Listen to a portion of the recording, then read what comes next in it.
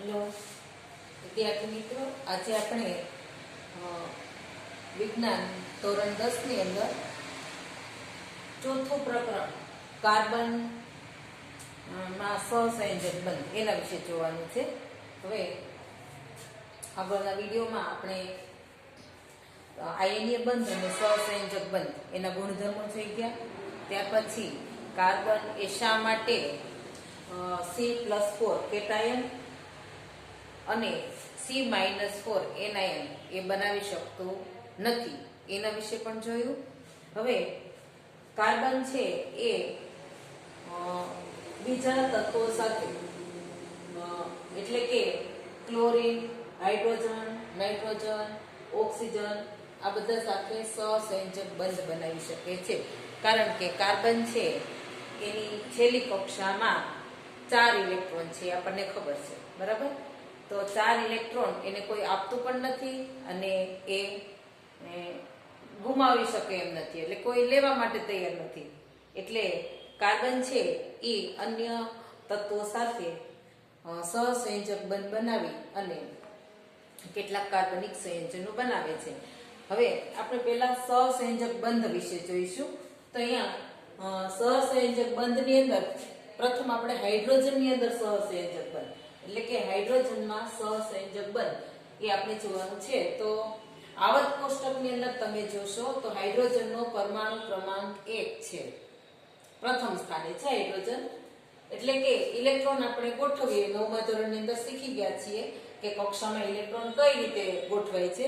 તો કક્ષાની અંદર ઇલેક્ટ્રોન આપણે જોઈએ તો ધારો કે પહેલી કક્ષા K ની અંદર 2 ઇલેક્ટ્રોન, બીજી કક્ષા L એમાં 8 ઇલેક્ટ્રોન, ત્રીજી કક્ષા M એમાં 18 ઇલેક્ટ્રોન અને ચોથી કક્ષા N એમાં 32 ઇલેક્ટ્રોન સમય. આ ઇલેક્ટ્રોન ભરાવાનો ક્રમ છે, આ ખાસ યાદ રાખવાનું છે, બરાબર? તો હાઇડ્રોજન ની અંદર 1 ઇલેક્ટ્રોન છે, પરમાણુ ક્રમાંક 1 એટલે 1 ઇલેક્ટ્રોન છે, એટલે એની સંયોજકતા કક્ષા એટલે કે છેલ્લી કક્ષામાં 1 ઇલેક્ટ્રોન છે. દરેક તત્વ હંમેશા તેની નજીકના નિષ્ક્રિય તત્વ જેવી સ્થિતિ પ્રાપ્ત કરવા માટે પ્રયત્ન કરે છે. એટલે હાઇડ્રોજન છે નજીકનું તત્વ હિલિયમ, નિષ્ક્રિય વાયુ તત્વ હિલિયમ જેવું સંરચના પ્રાપ્ત કરવા પ્રયત્ન કરે છે. તો હાઇડ્રોજનની છેલ્લી કક્ષામાં 1 ઇલેક્ટ્રોન છે, 1 ઇલેક્ટ્રોન એ કોઈ પાસે મેળવી લે એટલે કે એની પાસે બીજા હાઇડ્રોજન પાસેથી જ 1 ઇલેક્ટ્રોન મેળવી અને ભાગીદારી કરે. તો દાખલા તરીકે આ હાઇડ્રોજનનો 1 ઇલેક્ટ્રોન, આ ચોકડી બતાવી છે એ આ હાઇડ્રોજનનો ઇલેક્ટ્રોન બતાવ્યો, આ ટપકું જે બતાવ્યું છે એ આ હાઇડ્રોજનનો ઇલેક્ટ્રોન, બરાબર? બંને હાઇડ્રોજન પાસે 1 ઇલેક્ટ્રોન છે. હવે શું કરે છે? આ બે હાઇડ્રોજન બાજુમાં આવી અને 1 ઇલેક્ટ્રોનની ભાગીદારી કરે છે. આ હાઇડ્રોજનનો આ ઇલેક્ટ્રોન છે, આ હાઇડ્રોજનનો આ ઇલેક્ટ્રોન છે, બરાબર? એટલે બંનેની ભાગીદારી થઈ અને જે બંધ બનાવે છે 1 ઇલેક્ટ્રોનની ભાગીદારી છે, આનો 1 છે, આનો 1 છે, એટલે 1 ઇલેક્ટ્રોનની ભાગીદારીથી બંધ જે બને છે એને સહસંયોજક બંધ કહેવાય છે, બરાબર? 1 ઇલેક્ટ્રોનની ભાગીદારીથી આ જે નિશાની કરી છે એ સહસંયોજક બંધની નિશાની છે, માઇનસની નથી, બરાબર?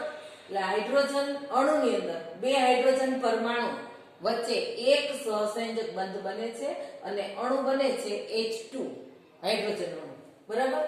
એવી જ રીતે આપણે ક્લોરીનમાં સહસંયોજક બંધ જોઈએ. હવે ક્લોરીનનો પરમાણુ ક્રમાંક આવર્ત કોષ્ટકની અંદર તમને અગાઉ સૂત્ર શીખવ્યું છે, એમાં 11 થી શરૂ કરવાનું. સો, મે, એ, સી, ફો, સ, ક્લો. ક્લો કયા ક્રમમાં આવ્યું? 17મા ક્રમમાં. એટલે ક્લોરીનનો પરમાણુ ક્રમાંક 17. ઇલેક્ટ્રોન ગોઠવીએ, પહેલી કક્ષા K ની અંદર 2, બીજી કક્ષા L એમાં 8, ત્રીજી કક્ષા M એમાં 7 ઇલેક્ટ્રોન. હવે અહીંયા આ 7 ઇલેક્ટ્રોન છે એ સંયોજકતા ઇલેક્ટ્રોન કહેવાય. અહીંયા જેમ હાઇડ્રોજનમાં છેલ્લી કક્ષામાં 1 ઇલેક્ટ્રોન હતો એ એવી જ રીતે ક્લોરીનની છેલ્લી કક્ષામાં 7. હવે એ નજીકનું જે તત્વ આર્ગોન છે, પરમાણુ ક્રમાંક 18 ધરાવતું તત્વ, નિષ્ક્રિય વાયુ તત્વ આર્ગોન જેવી સ્થિતિ પ્રાપ્ત કરવા માટે એને 1 ઇલેક્ટ્રોનની જરૂર છે. તો શું કરશે? આ ક્લોરીન પરમાણુ છે, આ પરમાણુ છે, ક્લોરીન ક્લોરીન પરમાણુ એની છેલ્લી કક્ષાની અંદર 7 ઇલેક્ટ્રોન મેં ચોકડી કરી બતાવ્યા છે. એવી જ રીતે બીજો ક્લોરીન પરમાણુ છે એના આ 7 ઇલેક્ટ્રોન મેં ટપકા કરી બતાવ્યા છે. બરાબર. હવે એક એક ઇલેક્ટ્રોનની ઘટ પડે છે તો આ ક્લોરીનનો એક ઇલેક્ટ્રોન ને આ ક્લોરીનનો ઇલેક્ટ્રોન બંને ભાગીદારી કરે છે. બાકીના જે ઇલેક્ટ્રોન હતા એ તો મેં એમને ગોઠવી દીધા. આ બે અહીંયા ગોઠવા, એ તેના આ બધા અહીંયા ગોઠવા. બરાબર. આ એક એક ઇલેક્ટ્રોનની ભાગીદારી અહીંયા કરે છે. બરાબર.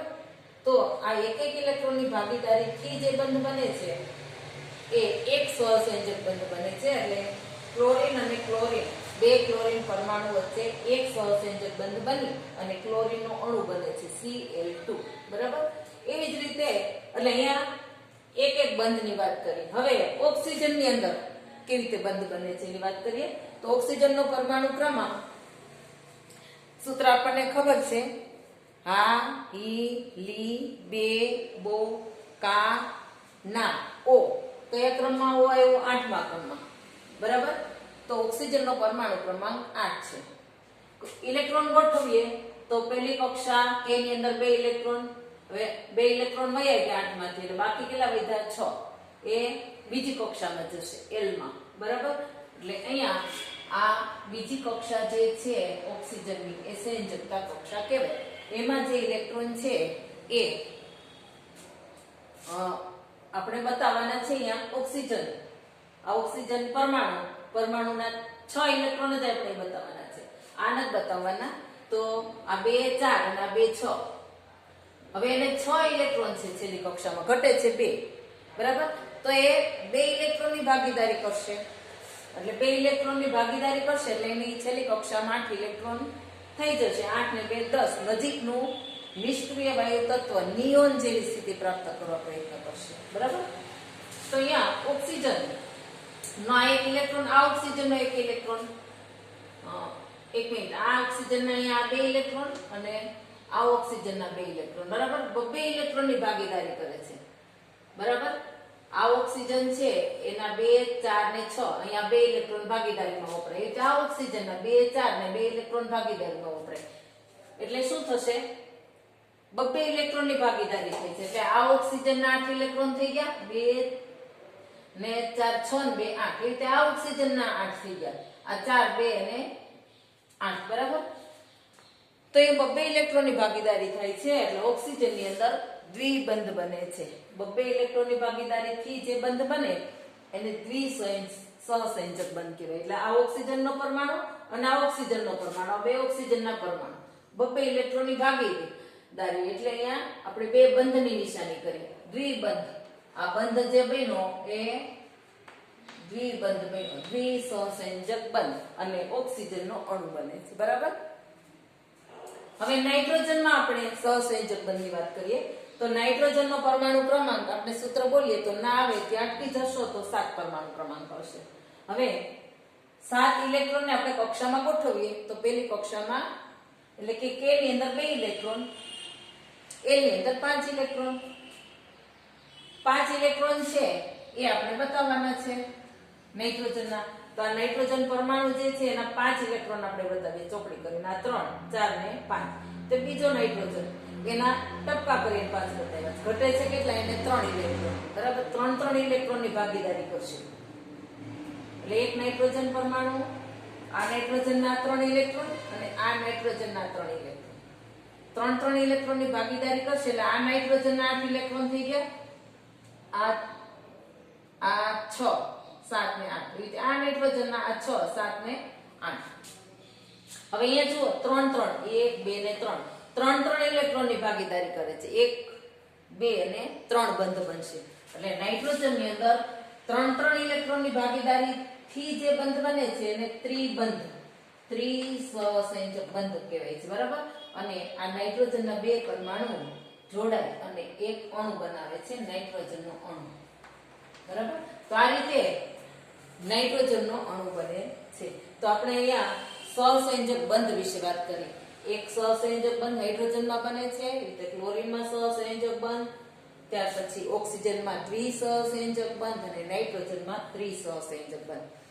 આ સિવાય હવે કાર્બન છે એ હાઇડ્રોજન સાથે પ્રક્રિયા કરી અને એટલે હાઇડ્રોજન ચાર હાઇડ્રોજન સાથે એક એક ઇલેક્ટ્રોનની ભાગીદારી કરી અને મિથેનનો અણુ બનાવે છે.